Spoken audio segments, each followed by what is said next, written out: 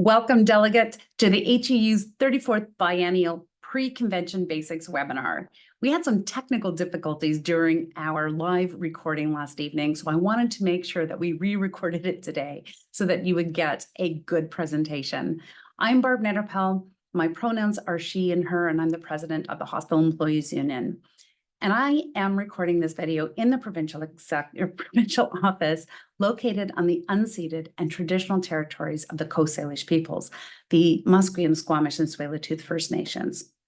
So this webinar is going to give you just a sneak peek into how convention works. So I'm going to talk a little bit about expenses and travel, and then I'm going to jump into how provincial executive elections will happen. We're going to talk a bit about convention business, so resolutions and constitutional amendments, and how do we vote on those. And then I'm going to throw in a few bit more tidbits of information that might be helpful to know before you get to convention. So regardless of whether or not you watch this video, I do strongly suggest you still join the new delegate seminar, which will be happening on Sunday at 6:30. Even if you've watched this and you've been to convention before, that new delegate seminar is incredibly helpful. I'm going to go over all of the things I'm talking about in this video, but so much more. So make sure you come out and see that. Sunday, October 20, 3 p.m. to 5 p.m. Well, the one I'm reading says 2:30 and 5:30, but I'll be there at 2 o'clock. A special session for new delegates is scheduled to take place the evening of Sunday, October 20, from 5:30 to 6:30. If this is your first HEU convention, it is highly recommended that you make arrangements to attend. The orientation will be followed by a welcome reception from 7 p.m. to 9 p.m. Several HEU delegates have indicated their interest in running in the elections for the PE, Provincial Executive, and have submitted candidate statements which are enclosed. Please note that any delegate can seek nomination at our convention, including those who have not submitted a statement ahead of time. Now, let me read the documents that you need to prepare, and these are very important. The first document is called Salary and Expense Voucher. You fill out the blanks: name, address, telephone number, your employer, your contact phone number. Indicate your work schedule. Have you been at work? Not the schedule at convention. So if your shift is 7 to 3, you mark 7 to 3. And you complete from Sunday, October 20, up to Friday. Most delegates on adjournment will go home, except those that have to travel out of town, and there are no flights on the same day. The purpose of completing the first sheet is so that finance can prepare your per diems in advance. If you have not completed it by Friday, October 4, there will not be a check for you when you get to convention. Now, as far as I know, for those who have missed filing the first page, the first form, there will be, finance will be issuing checks, but I don't know how often during the convention. The second form is for reimbursement of your expenses, travel expenses, those who have to take the ferry, those who have to spend money on taxis, and whatever legit expenses that are allowable to be claimed. The second voucher has to be mailed with your original receipts to provincial office. And to ensure that there is no delay, please provide all the requested information in the boxes. They are simple forms. You just have to fill out the boxes that apply to your particular case.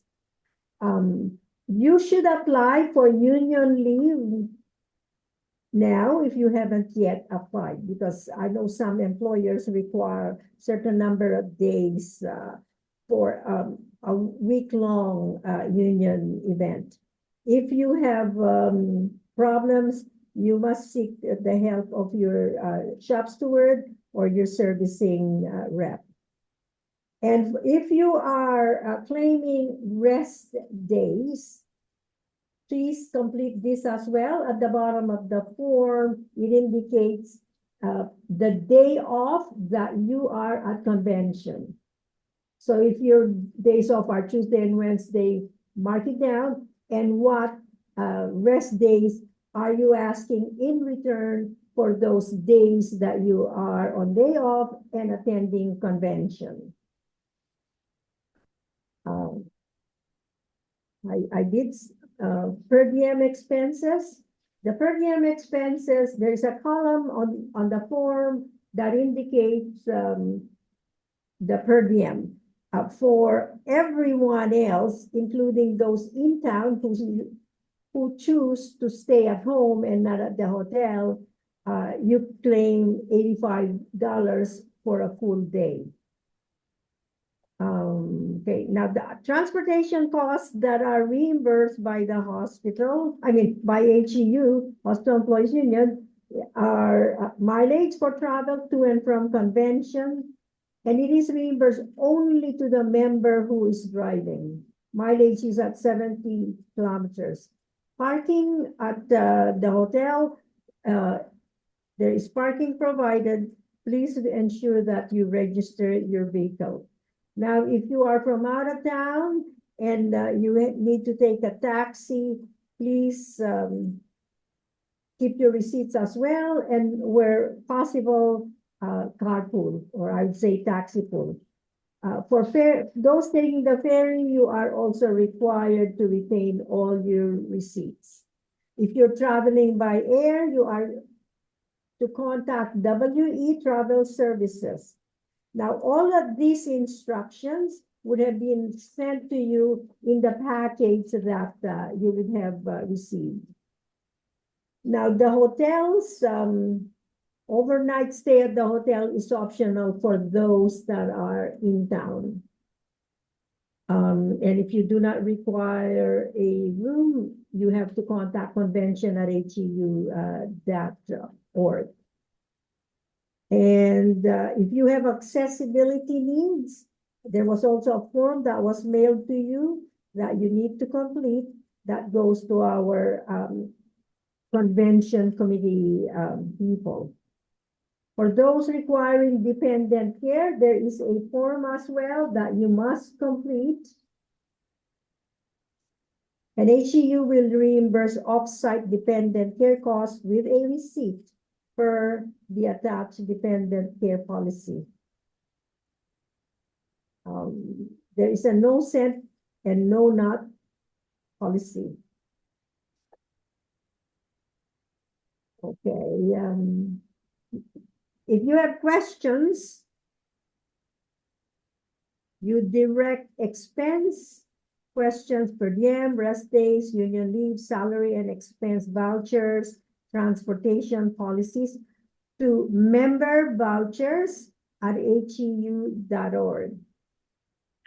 For cancellation of attendance, hotel room, accessibility needs, on-site childcare, you email convention@heu.org.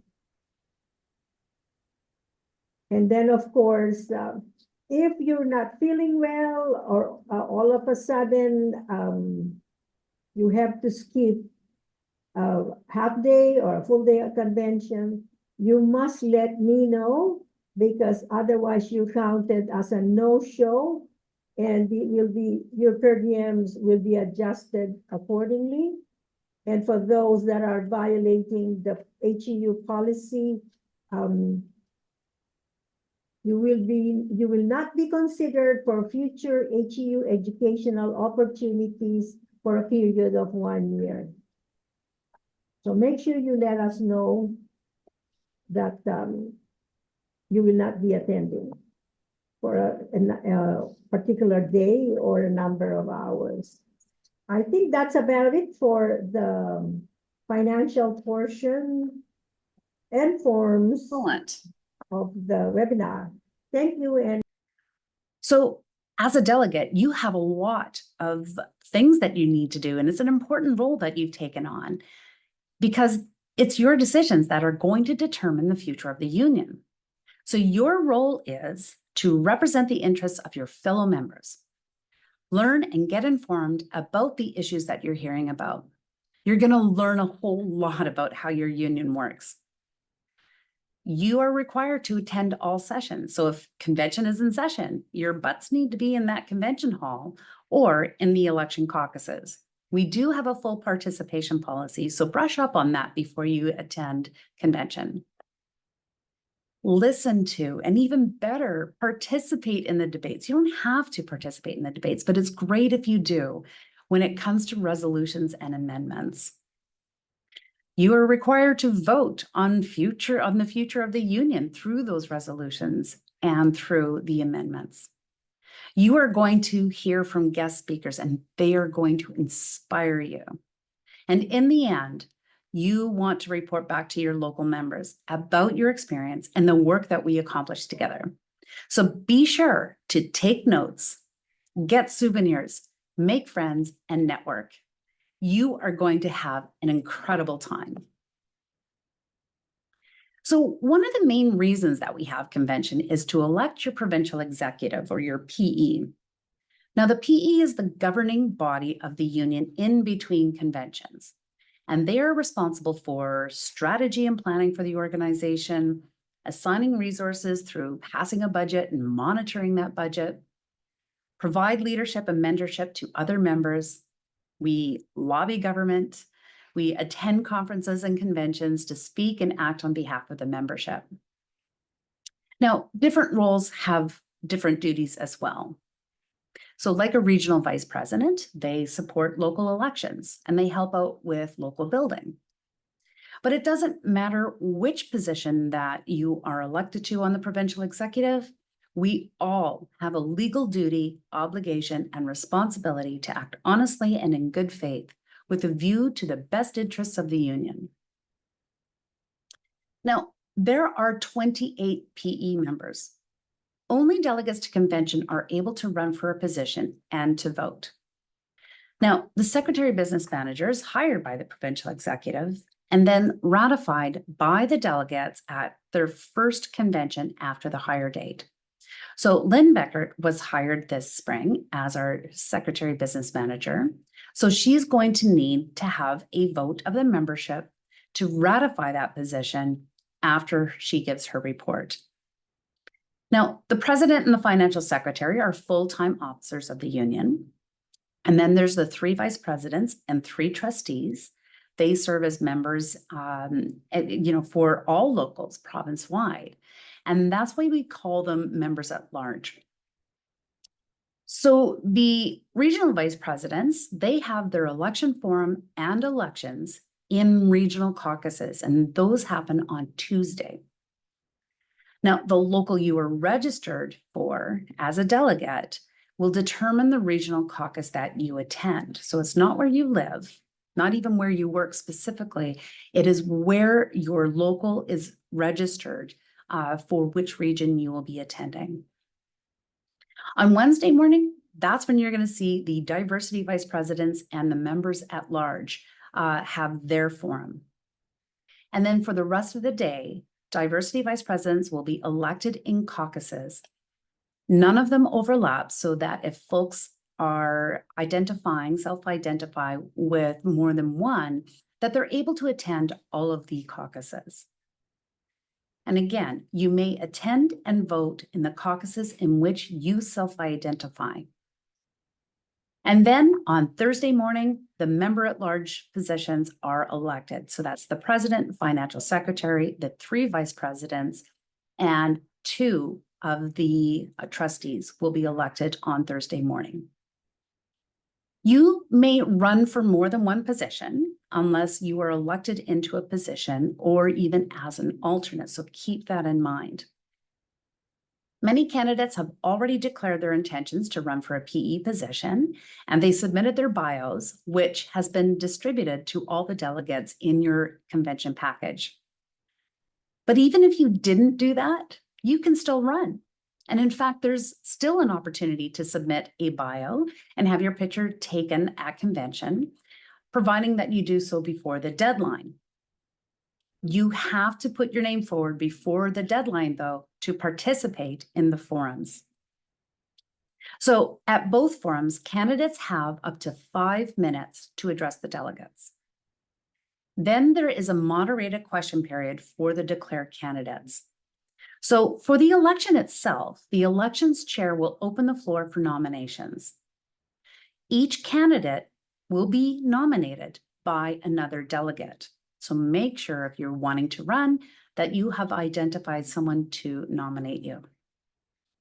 And even if you didn't declare before the deadline and you didn't participate in the forums, you still can run off the floor once the nominations are open. To be elected, though, a candidate must receive 50% plus one of the majority of the ballots cast, which means it may require more than one ballot to get to a result. So if you have 5 people running, the top 3 candidates will remain for the second ballot. Another vote occurs. And if a majority is still not reached, another ballot will then be cast between the top 2 candidates. Now, don't worry, the elections officer is going to skillfully walk us through this process. Now, besides elections, the other really important business that we conduct at convention is setting the laws that govern our union and the policies that we follow. Now, these come in the form of resolutions and constitutional amendments. Resolutions are procedural decisions that determine how some internal union matters are conducted. So that might give policy direction to the incoming PE, for example. It might be, an action that you're requiring the PE to take, such as lobby on an issue or take some other sort of action like run a campaign or sign on to a campaign. It might be about taking a position on an issue. And it can be about local, provincial, national, even international issues. Resolutions require only a majority vote to be adopted. Now, on the other hand, the Constitution and bylaws of the union, these are rules that the union is governed by. Now, these are overarching laws of the union, and they're inflexible. So these rules have been debated and adopted by members of this union over many decades, just as you will be at this convention. And at convention is the only place where these rules can be changed. And in fact, it requires 2/3 of the support of delegates in order for them to be adopted. So for convention, a number of committees are created and populated out of the list of registered delegates. So they're rank and file members just like you, representing a diversity of our delegates, including equity, regions, sectors, occupations, and more. They are brought together ahead of convention. They're here actually this week. And what they're doing is they're reviewing all of the proposals that were submitted by locals, and then they're going to prepare their presentation to you, the delegates. Now, this committee has the ability to take the proposals, and if there's a bunch of them that are very similar, they can actually put them together into one proposal, so something called a composite.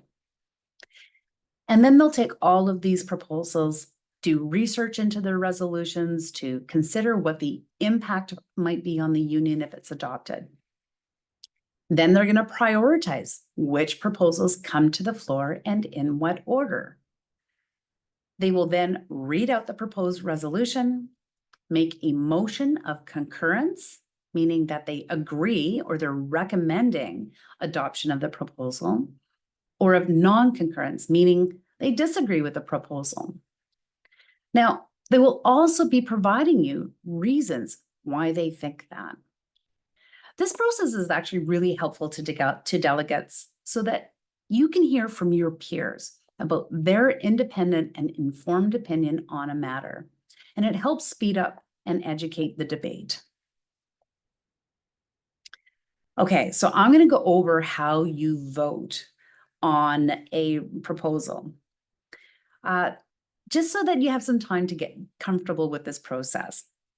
Now, the practice of voting on a motion of concurrence or non-concurrence is new to most of us, but it's actually been in the Constitution for a great deal of time.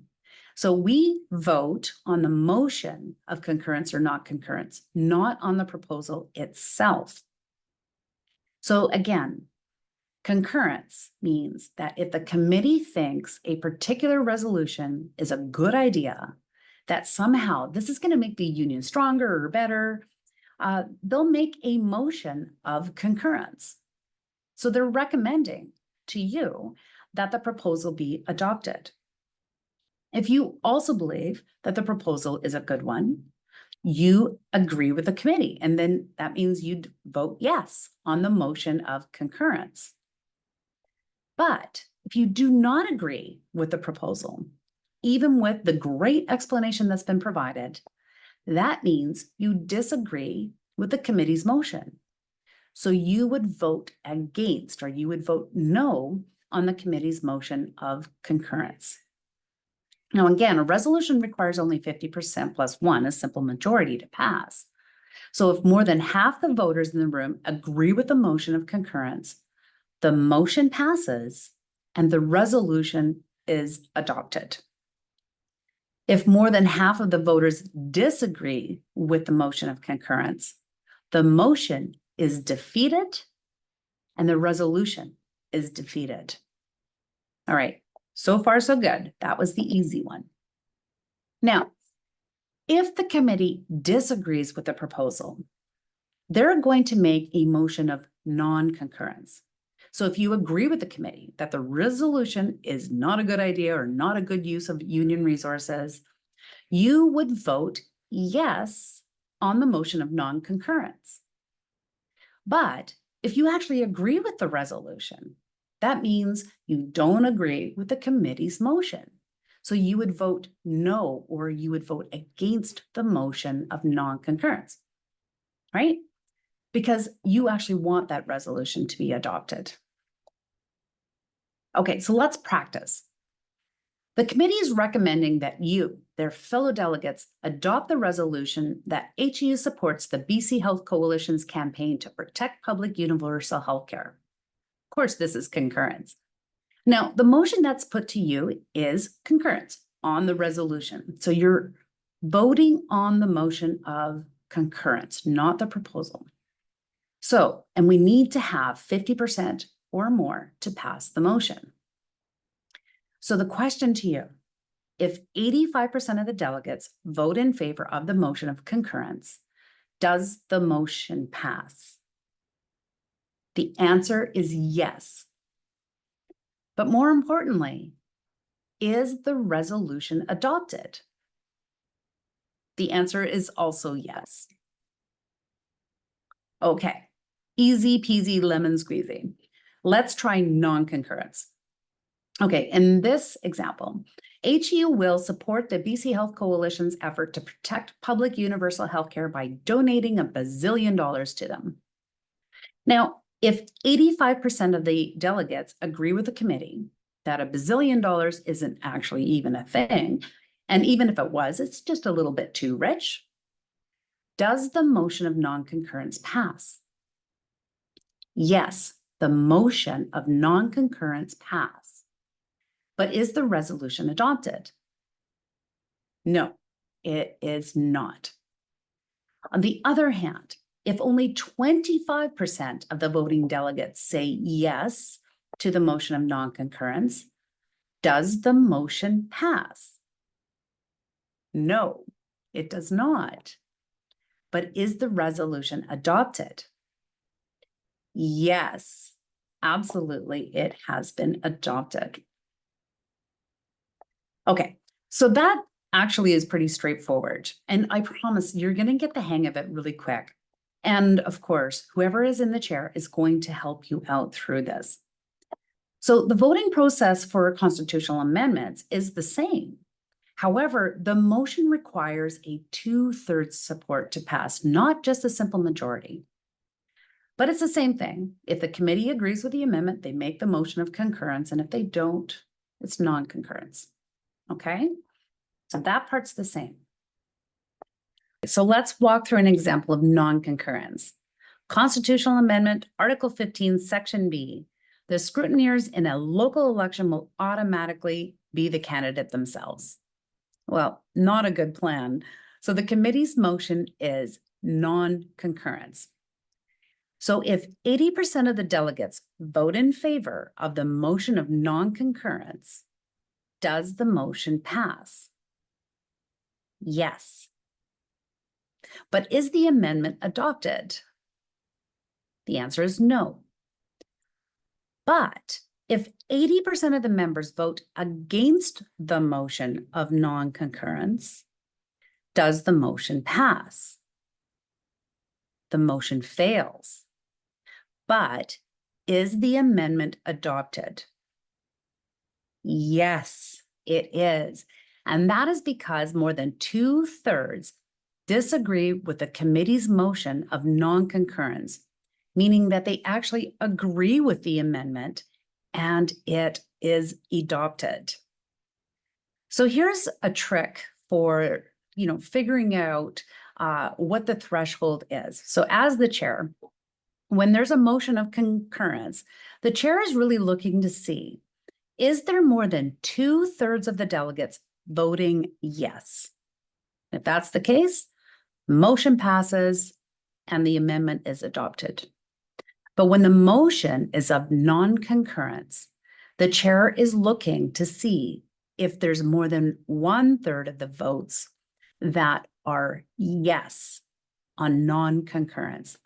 If there's more than 1/3, the motion fails, but the amendment is adopted. So now let's take a look at non-concurrence constitutional amendment. It gets a little bit trickier because of that 2/3 requirement. So if the committee disagrees with the amendment, they make a motion of non-concurrence. Okay. If you also disagree with the amendment, you agree with the motion, so you vote yes. If you do agree with the amendment, you do not agree with the motion, so you vote no on the committee's motion of non-concurrence. So here's the examples. Constitutional Amendment, Article 15, Section B. The scrutineers in a local election will automatically be the candidates themselves. Well, that would be a crazy idea. The committee motion is non-concurrence. If 80% of the delegates vote in favor of non-concurrence, does the motion pass? Yes, the motion of non-concurrence passes. But does the amendment get adopted? No, it does not. So the amendment fails, motion passes. If 80% of the members vote against the motion of non-concurrence, does the motion pass? No. But is the amendment adopted? Yes. This is because more than 2/3 of the delegates disagree with the committee's motion of non-concurrence, meaning they actually want to pass the amendment, so it passes. So when the motion is of concurrence, the chair is really just looking amongst those who are voting that there's more than 2/3 of the delegates voting yes, okay? Concurrence, we're looking for 2/3 of the delegates to vote yes.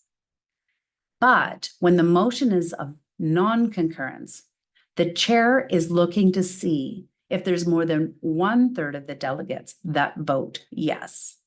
So that helps simplify it a little bit. Okay, just a couple other things that I want to note. Sometimes delegates will want to change something in a resolution itself before they're able to make their final decision. So at local meetings, we know that we can make an amendment. You can move an amendment to a motion that is on the floor. Can't do that at convention. It's a little bit different. So constitutionally, only the committees have the ability to amend proposals. So a delegate can make a motion to refer the resolution back to the committee. And ideally, you would do that with instructions. What is it that you want to change? So these motions are not debatable. So you can't say, Chair, I would like to refer this back to the committee because I don't think it goes far enough. It needs to have A, B, C, D because all of these things. I'm afraid we're going to have to step in, call you out of order because you can't debate a referral. What you do is you make a motion to refer with instruction. Chair, I'd like to refer this back to the committee with these instructions that they change this to this.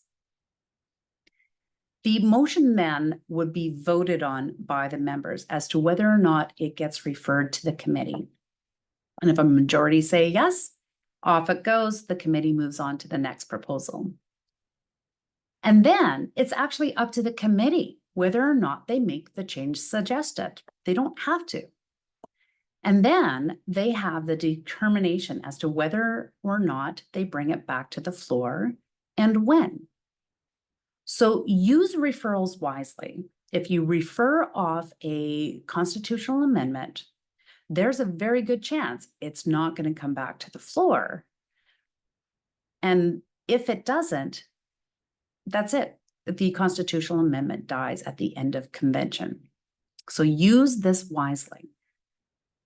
But at the end of convention, someone's going to make a motion to refer all remaining resolutions to the newly elected PE, and they can discuss and determine the outcome of resolutions. So those ones, it's not quite as critical that they be dealt with at convention. So a couple other things I want to get you ready for. There is always a solidarity fair that includes many different vendors. And this year we've got even bigger, more vendors than we usually do. And it provides you lots of learning and networking opportunities as well. And of course, there's the HEU shop. And I know that there's going to be some really great HEU merchandise there this year. So this is a great place to pick up door prizes for local meetings and memorabilia from your convention. It's also a great time to pick up gifts even for your family for Christmas. So you may want to get a motion at your local to spend some of your local dues in order to purchase that and bring stuff back. Remember, you can't spend a dime without getting permission by your local members. The other thing is that during the DVP, Diversity Vice President Caucuses on Wednesday, we are going to be holding several workshops and activities for those who do not identify with the caucus that is happening right at that moment. So there's lots of fun things to do and lots of great learning to be had. Free evenings are on Monday night. And then there's the equity night on Tuesday. That's going to be lots of entertainment and fun. And then Thursday night, that's the big social evening. So this is going to have a lot of different options for folks. So everybody has the ability to have fun and network. There's games to be played. I don't even want to tell you the fun that we're going to have. Actually, I should keep it a secret. But you may want to pack some party clothes because it is, after all, a party that evening. But honestly, jeans and t-shirts are also fine too. No judgment here. Come as you are comfortable. But you may want to pack something. So think about what you're going to wear Thursday night.